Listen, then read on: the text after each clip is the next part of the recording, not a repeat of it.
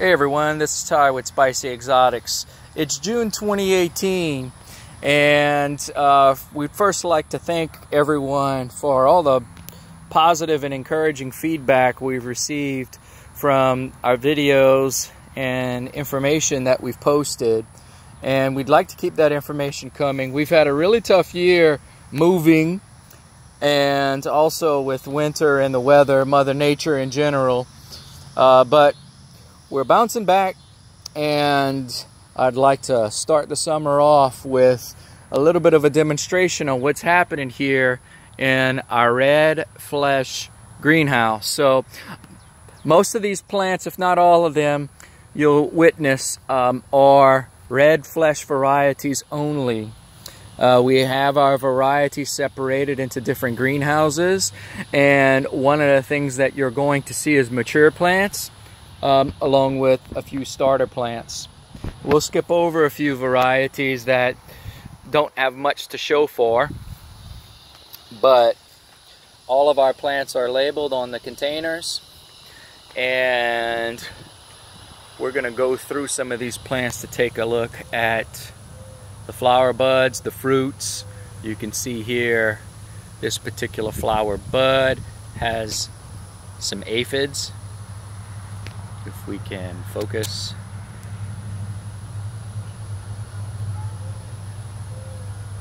You see those black dots? Those are aphids. They don't tend to damage the plant, but they do make it look a little gnarly. And one of the other things you're going to notice on a lot of these red flesh varieties, very pronounced thorns, and some of them have this white coating on them.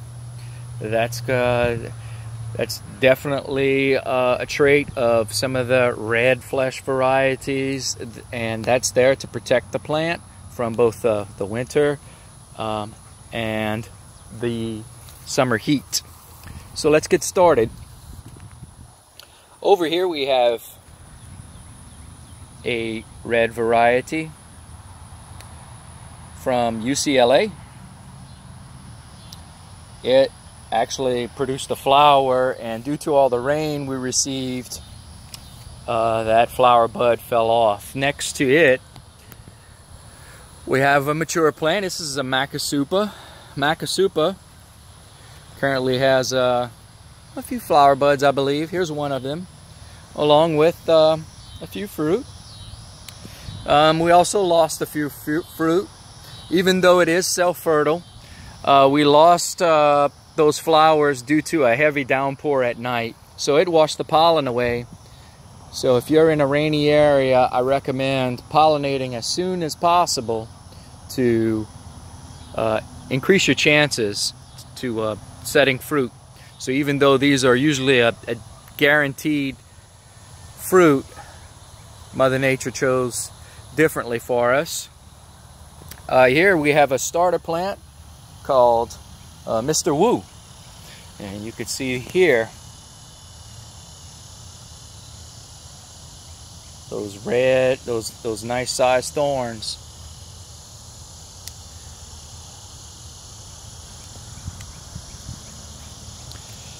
Next to it we have El Veldiva Rojo. It hasn't produced any fruit this year, or ever for that matter. It's a very, very slow growing variety. Hopefully we'll get our first fruit this year. Here's a 2-year-old plant. Not exactly sure how we want to classify this guy, if it's going to be a purple or a red flesh. Here we have a starter plant we planted a few months ago, and I'll take a few moments here to demonstrate one of the things that we did differently. This is pine bark mulch. It's just simply in our containers to control the weeds.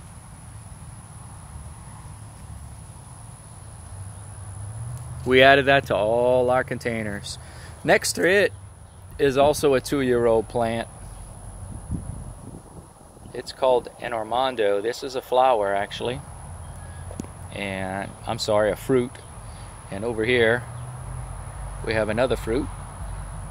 And this is the first time Armando fruits for us.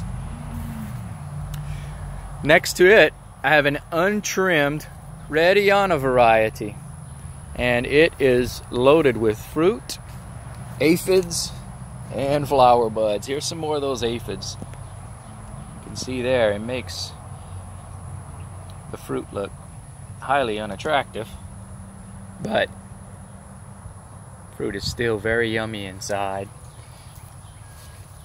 These fruits are about 2 to 3 weeks away from getting harvested, so they were just pollinated last week.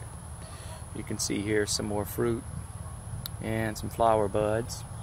And then this variety here is a Natural Mystic. There's a nice shot of Natural Mystic's flower bud. The thorns on Natural Mystic isn't so bad on the matured growth, but on the new growth, you can see there, it's definitely thorny. Here's another flower bud. And I want to compare this particular variety to our Lake Atitlan, which is here. This looks very, very similar to a Macasupa. In fact, well, Macasupa is already flowered and fruited, and the fruit on Lake Atitlan here has yet to produce any flowers. And tonight we're getting our first flower. So the cycles are off. That could have been due to a harsh winter, which this plant will demonstrate for us. This is a Oriana. It's a deep red flesh varieties. If anyone ever asked, hey, what's the reddest flesh, red flesh fruit you have, I usually recommend this guy. And you can see we have some major damage done to it, and that's the cold that did that. But the canopy's getting reestablished right now. I don't expect any or much fruit from this particular plant. And here's some seedlings from a Ecuador giant yellow, not a red flesh variety at all. It's just sitting here because it's convenient for me, but definitely worth mentioning. This is probably one of the most attractive dragon fruit that's being talked about today. Over here we have a mature plant called a Rosa. And Rosa produced probably about a half a dozen flower buds, but due to all the rain, they fell off, with the exception of this one guy. And one thing that's unique about Rosa in comparison to the others, it has a little bit of a pale color to the flower bud. The fruit's also a little different.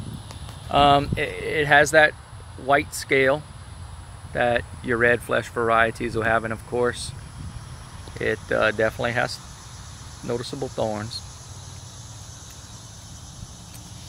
Here's a couple of those starter plants I wanted to mention.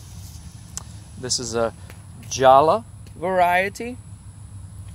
Next to it we have a sugar dragon that grows nearly identical to a neon and a voodoo child. Very close relatives. Next to it we have a Trisha. You can see here, this is a Trisha seedling, and next to it is a Trisha cutting. This Trisha seedling, you can see that same white coating with the very noticeable thorns. And then up here.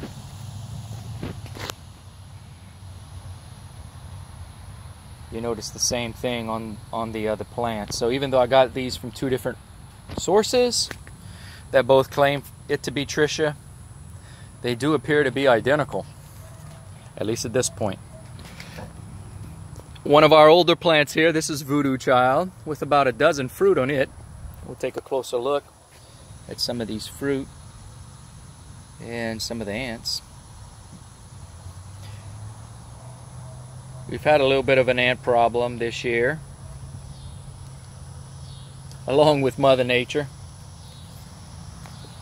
Get a closer look at some of the fruit.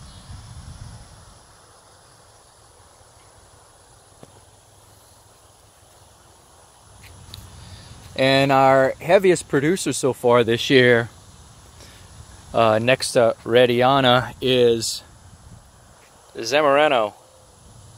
Usually we only get about a half a dozen fruit, a dozen if we're lucky, and we've well surpassed that this year. We haven't eaten any fruit due to the cold weather. I don't want to sound like a broken record, but it has been a major issue for us. We typically see flowers as early as March. Last year we had our first flower in January. This year we didn't get flower buds till May, and that was due to the weather. Next to it we have a Hellocereus costaricensis, one of my favorite. We have flowers and fruit, flower buds, and this guy produced some of the best tasting fruit that we had last year. Has a nice balance of acidity, and we had an exceptional amount of sweetness in this particular variety as well last year, which was quite a surprise. Here's another red that we have. We hope to be selling pretty soon. You can see that same scale with some very gnarly thorns on it.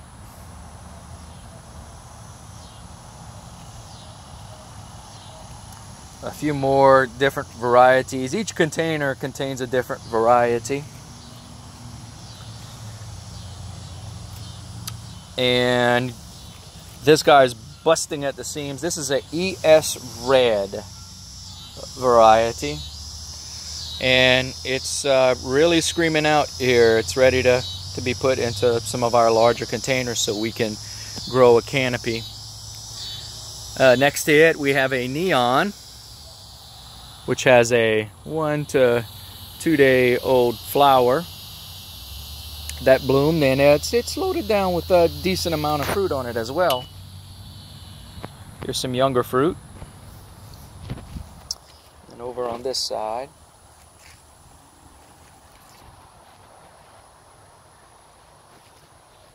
there's another costaricensis fruit over here, there, and over here.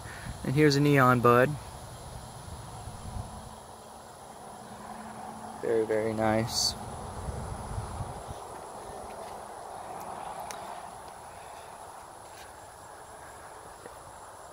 And here's a flower bud from Zamareno, along with just a ton of other fruit. Here's that Voodoo Child.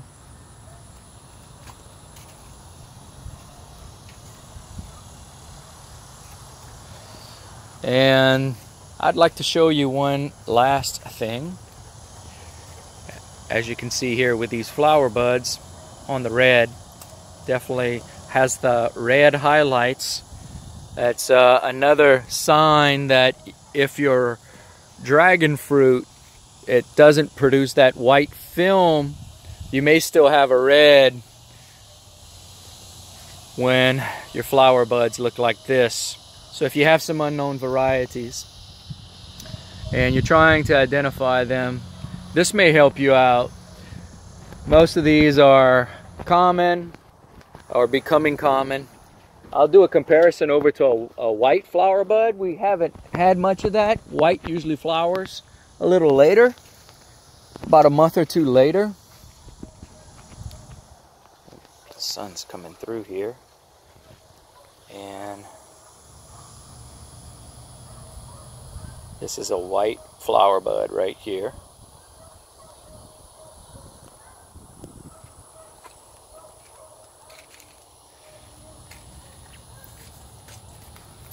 And hopefully you enjoyed us walking through our red flesh greenhouse, and some of these starter varieties will be mature next time we have another video. And we do plan to create additional videos of our white flesh greenhouse, our purple flesh greenhouse, and our pink flesh greenhouse, along with our special greenhouse with some rare varieties and other fruiting cacti. Thank you for watching.